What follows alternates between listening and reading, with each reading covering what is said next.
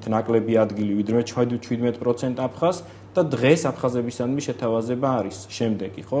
ეს არის ვიცე-პრეზიდენტის პოსტი, ეს არის პარლამენტში ადგილები, ეს არის მთავრობაში ადგილები, ეს არის ვეტო აფხაზურ საკითხებთან დაკავშირებით, არ მოიძებნება არც ევროპულ, არც მსოფლიო კონსტიტუციებში ამ დონის შეთავაზება და ჩემთვის უბრალოდ წარმოუდგენელია აფხაზები და ოსები თვით ლიკვიდაციაზე მიდიოდნენ და არ უნდათ მათ გადარჩენის მექანიზმის ამუშავება. წინ იყო და თანაც ეს ტრიბუნიდან გააკეთა საქართველოს პრეზიდენტმა.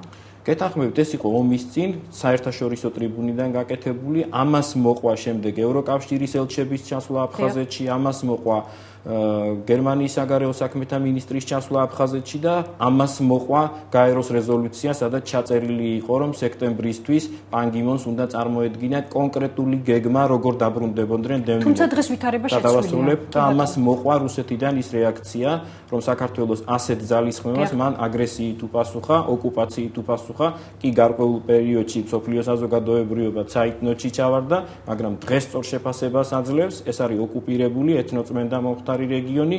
აქ პრობლემა არ არის ამ ტერიტორიების დაბრუნება, აქ არის უბრალოდ დროის ფაქტორი. თუმცა ბატონო შოთა, ეს შეთავაზება ვიმეორებ იყო ომამდე. დღეს რამდენად რეალურია, რომ აფხაზებს და ოსებს ეს მოუნდეთ, იმიტომ რომ უკვე სხვა სტატუს-კვოა, სხვა ვითარებასთან გვაქვს. ესე იგი, მე ვამბობ, რომ მეტი შეთავაზება უბრალოდ ქაღალდზე გადატანა შეუძლებელია. ამის შემდეგ არსებობს პრეზიდენტის პოსტი, ამის შემდეგ ვეტოს მეტი აფხაზურ საკითხებზე უბრალოდ მეტი არ არსებობს. თავისუფალ ეკონომიურ ზონაზე მეტი თავისუფლების ეკონომიკური მაჩვენებელი არ არსებობს უბრალოდ მეტი შეთავაზება უბრალოდ წარმოუდგენელია. თუმცა ახალი სტრატეგია არ ითვალისწინებს იგივე ვიცე-პრეზიდენტის პოსტს, აქ არის უფრო ეკონომიკურ ურთიერთობებზე და ჰუმანიტარულზე საუბარი. სწორედ და ეს საკითხებია, რომ აქ არის ჰუმანიტარული კატასტროფის წინაშე ეს რეგიონი, საკმაოდ სერიოზული პრობლემები, ამიტომ საკითხი სტატუსთან დაკავშირებით გადაწეულია მეორე პლანზე და ზოგადადაც, როდესაც პრობლემის მოგვარება იწყება, გარდა იმ შეთავაზებისა, რაც არსებობს და კონკრეტულ მოგვარებაზე, როდესაც გადადიხარ, სტატუსი ყოველთვის არის მეორე ხარისხოვანი. იგივე კოსოვოს საკითხი, ჯერ რამოდენიმე არჩევნები ჩატარდა, რა ვარიანტში იქნებოდა ეს კოსოვო, ამას დიდი ხნის განმავლობაში იხილავდნენ საერთაშორისო ორგანიზაციები და ბოლოს სტატუსი მიანიჭეს, როდესაც რაღაც ფორმით ეს სახელმწიფო ფორმული. გასაგებია. ბატონო შოთა, ბოლო პერიოდში ჟენევის მოლაპარაკებების ფორმატში ძალიან აქტიურად დგას აფხაზებისგან და ოსებისგანაც საკითხი მათთან პირდაპირ ხელშეკრულების გაფორმების შესახებ ცეცხლის არ განახლებას გულისხმობ. როგორ ფიქრობთ, პერევიდან რუსეთის გასვლის სანაცვლოდ ხომ არ მოითხოვს საერთაშორისო თანამეგობრობა სწორედ ამგვარი ხელშეკრულების გაფორმებას ოსებთან და აფხაზებთან?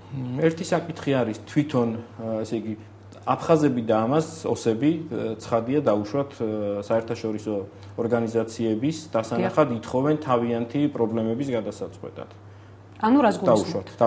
ითხოვენ, რომ მათ აქვს პრობლემები საქართველოს მხრიდან და ამიტომ არის ეს ხელშეკრულება საჭირო. პირველი, ჩვენ ამდაგარი ხელშეკრულება უკვე გქონდა, მეორე ეს ხელშეკრულება ოსებთან და აფხაზებთან? არა. პირდაპირ გულისხმობ. ამიტომ გეტყვით. ესე იგი, უსაფრთხოების თვალსაზრისით თუ არის საჭირო ამდაგვარი ხელშეკრულება იყო, მეორე რუსეთ-საქართველოს შორის დადებული ხელშეკრულება მედვედევ სარკოზის სააკაშვილის სწორედ ამ უსაფრთხოებას გულისხმობს. თუ იქ მაცხოვრებელ ადამიანებს მეტი უსაფრთხოება ჭირდებათ, ანუ დოკუმენტი უნდა იყოს უსაფრთხოებისთვის, არა ვინმეს ხელისუფლების ლეგიტიმაციისთვის. უსაფრთხოებისთვის დადებული ხელშეკრულების პრობლემა არ არსებობს, ჩვენ ნებისმიერ დონეზე შეგვიძლია დავდოთ ის, რომ ამ რეგიონში არანაირი ძალადობას არ ექნება ადგილი საქართველოს ხელისუფლების მხრიდან და პლუს ამდაგვარი თეზისები უკვე ჩადებულია რეინტეგრაციის მიერ მომზადებულ სახელმწიფო დოკუმენტში, რომელიც მოწონებულია როგორც პარლამენტის, ასევე მთავრობის და ასევე საერთაშორისო ორგანიზაციების მიერ. ბატონო შოთა, ოსები ბოლო პერიოდში, ბოლო დღეების მანძილზე გავრცელდა სააგენტოებით ინფორმაცია, მზად არიან საერთოდ არ მოაწერონ ხელი მსგავს ხელშეკრულებას, თუ კი საქართველო ცალმხრივად შეადგენს დოკუმენტს, სადაც მისცემს მათ პირობას, რომ არ დაესხმება თავს. აი, ამ შემთხვევაში რა გვიშლის? არსებობს ამდაგვარი დოკუმენტი რეინტეგრაციის სამინისტროში მომზადებული, სადაც წერია, რომ საქართველო მხოლოდ მშვიდობიანი გზებით აპირებს ამ ორი სუბიექტის რეინტეგრაციას საქართველოს პოლიტიკურ სტრატეგიის ნაწილია ეს? რაც შეეხება აფხაზებს, ანუ ოსებს ინფორმაცია არ აქვთ.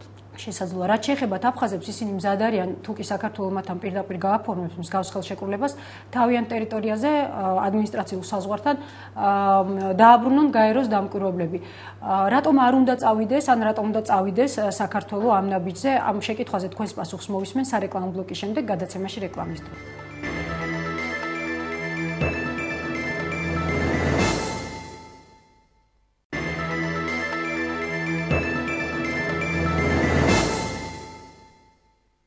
თქვენ უყურებთ პირდაპირ საუბარს, ჩვენი სტუმარია შოთა მალაშია, ბატონო შოთა, გავიმეორებ ჩემს შეკითხვას. აფხაზები მზად არიან ზაფხულში განაცხადეს ყოველ შემთხვევაში, იმ შემთხვევაში თუ მათთან გაფორმდება პირდაპირ ხელშეკრულება თავდაუსმელობის შესახებ, ადმინისტრაციულ საზღვართან აფხაზეთის მხარეს დააბრუნონ გაეროს მისია. თავის დროზე, როდესაც ირაკლი ალასანია და გოგა ხაინდრავა იყვნენ ჩართული აფხაზებთან მოლაპარაკების პროცესში, მათ არაერთხელ განაცხადეს ამ სტუდიაში, რომ თითქმის მიღწეული ჰქონდათ შეთანხმება იმაზე, რომ თუ პირდაპირ ხელშეკრულება გაფორმდებოდა, შესაძლოა დევნილების დაბრუნების პროცესიც დაწყებულიყო. მაგრამ ხელისუფლებამ ჩაშალა გაურკვეველი მიზეზების გამო. როგორ ფიქრობთ, ღირს თუ არა მსგავსი დათმობების შემთხვევაში მართლაც პირდაპირ ხელშეკრულების გაფორმება? ზე პირველ რიგში უნდა ითქვას, რომ აქ აფხაზები არაფერს არ წყვეტენ, დღევანდელი ხელისუფლება მით უმეტეს, ის არის საკმაოდ კნინობით ფორმაში წარმოდგენილი, უფრო მეტიც თქვენ გახსოვთ ეს 300-ის განლაგება, როდესაც მოხდა აფხაზეთის ტერიტორიაზე, მხოლოდ ფაქტის შემდეგ იხდა ინფორმირებული ეს სტრუქტურები. მეტიც მე ვთქვი და კიდევ ვიმეორებ, ყოველდღიურად 18000 ტონა ინერტული მასალა გააქვს და პრაქტიკულად კატასტროფის წინაშე იქნება ეკოლოგიურად უახლოეს ხანში აფხაზეთი. ამაზე ჩვენ ვაკეთებთ განცხადებებს, ვაგზავნით საერთაშორისო ორგანიზაციებში და აფხაზების ლეგიტიმური მარიონეტული და თუმცა თავის დროზე ბაღაფშის მომხრე არ იყვნენ რუსები. იცით, და აფხაზებმა მაინც მოახერხეს მისი არჩევა. ესეც მოჩვენებითია სინამდვილეში, იმიტომ რომ ბაგაფში იმაზე მეც აკეთებს, რაც გააკეთებდა ხაჯიმბა. 45 წლიანი ხელშეკრულება დადეს ბაზებთან დაკავშირებით, მოგახსენეთ სამხედროს თვალსაზრისით, დაახლოებით 50 ტანკი თუ ყავს რუსებს, აფხაზებს დაუტოვეს მარიონეტულ სტრუქტურებს 10, BMP თუ 50-ია 10 და ასეთი თანაფარდობით და განიარაღება მიდის პრაქტიკულად, ის გადასასვლელები 23-მდე რაც არსებობდა ოკუპირებულ ტერიტორიებსა და მოსაზღვრე ტერიტორიებს შორის აბსოლუტურად რუსები აკონტროლებენ ყველაფერს და არც ერთ საკითხზე გადაწყვეტილებას მარიონეტული ხელისუფლება არ აკეთებს. რაც შეეხება პირდაპირ ხელშეკრულებას? რაც შეეხება პირდაპირ ხელშეკრულებებს, ჩვენ საერთაშორისო დონეზე ამ რეგიონების უსაფრთხოების გარანტიის პრობლემა არ აგვაქვს და ამდაგვარი ხელშეკრულება მოსკოვის დონეზე დადებული იყო, დღეს უკვე დადებულია. თუმცა მათ მაინც აქვთ ბატონო შოთა ამის პრობლემა აფხაზებს გულისხმობ. მათ არ მიაჩნიათ თავი დაცულად, სანამ არ არის მათთან პირდაპირ ხელშეკრულება დადებული. გარანტიის თვალსაზრისით საერთაშორისო ორგანიზაციები გაცილებით უფრო მეტი გარანტორები იქნებიან ვიდრე საქართველოს მიერ დადებული ხელშეკრულება თუ გარანტიაზე ალაპარაკი, მაგრამ ეს ცხადია, სხვადასხვა მიდგომები, ერთის მხრივ ცხინვალის მარიონეტული რეჟიმიდან, მეორეს მხრივ აფხაზეთიდან, ეს ჭირდება ჟენევის ფორმატში რაღაც პრობლემების გასაჩენად, მაგრამ საერთაშორისო ორგანიზაციები ამიტომ ჩაშალა თავის დროზე საქართველოს ხელისუფლებამ თითქმის მიღწეული შეთანხმება მათთან. იცით, ეხლა გადამდგარი ადამიანების ინტერპრეტაცია ცოტა სხვანაირია, იმიტომ რომ ეს ადამიანები, როდესაც იყვნენ ჩართულები, მაშინ ამდაგვარი პრეტენზიები არ ჰქონდათ. ეს საკითხები, რომელსაც ეს ადამიანები ამზადებდნენ, ამას ცხადია, პიროვნულად ესინი არ ამზადებდნენ, ამას საქართველოს სახელმწიფო ამზადებდა, ისევე როგორც მე ვიქცევი კომისიის პარგლებში, არ არის მარტო ჩემი გადაწყვეტილება და ეს არის ნაწილები იყო. დღეს იტყუებიან გოგა ხაინდრავა და ირაკლი ალასანია. ვერ გეტყვით ისინი რას აკეთებენ, ეს მათი გადასაწყვეტია, მაგრამ თუ რამე კარგი ხდებოდა, ეს ხდებოდა ერთობლივად სახელმწიფოს დონეზე და ამ შეთანხმებებს ყველანი ერთად ვაღწევდით. ეხლა რაღაც კულუარული საუბრების ზედაპირზე გამოტანის არანაირი კარგით. ბატონო შოთა, პერევთან დაკავშირებით ექსპერტების ერთ ნაწილს კიდევ სხვაგვარი ეჭვი გაუჩნდა, კერძოდ ის, რომ შესაძლოა საქართველოს ამის სანაცვლოდ მოსთხოვონ რუსეთის ვაჭრობის მსოფლიო ორგანიზაციაში გაწევრიანებაზე თანხმობა.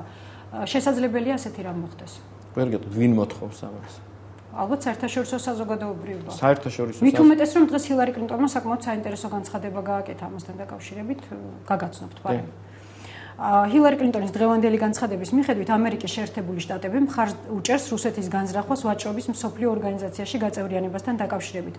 თუმცა რუსი სამხედროების ყოფნას აფხაზეთსა და სამხრეთ ოსეთის ტერიტორიაზე ამ დრომდე ოკუპაციად მიიჩნევს. გაუწევს ამერიკის ნებას წინააღმდეგობას საქართველოს. ჰილარი კლინტონიც და ამერიკის პრეზიდენტიც უკვე აბსოლუტურად თანახმა არიან რუსეთი რომ გახდეს ვაჭრობის მსოფლიო ორგანიზაციის წევრი. ჩვენც თანახმა ვართ რუსეთი გახდეს საერთაშორისო სავაჭრო ორგანიზაციის წევრი, მაგრამ ამ ორგანიზაციის პრინციპების დაცვით, მაგრამ ეს ნიშნავს იმას, რომ საზღვრებს ორივე ოკუპირებულ ტერიტორიებზე ტვირთების გადაადგილებას და ასე შემდეგ უნდა აკონტროლებდეს საქართველოს სამართალდამცავი ორგანოები. რეალურად მიგაჩნიათ ეს მოთხოვნა? მაშინ რუსეთის შესვლაც ამ სავაჭრო ორგანიზაციაში არარეალური იქნება. გამორიცხულად მიიჩნევს, რომ საქართველოს დათმოს თავის პოზიციები ამასთან დაკავშირებით. ეს არ არის ის საკითხი, რომელზეც შეიძლება ვაჭრობა მიმდინარეობდეს. აქ მოხდა დანაშაული, ეთნოწმენდა, დანაშაული კაცობრიობის წინაშე, ამის გამოსწორების საშუალება რუსეთს აქვს, მეტად ჩართული იყო საერთაშორისო ორგანიზაციებში, გახდეს ნატოს წევრი, ევროკავშირის წევრი, მსოფლიო სავაჭრო ორგანიზაციის წევრი, მაგრამ ყველა პრინციპის დაცვით. ეს პრინციპი პირველ რიგში გულისხმობს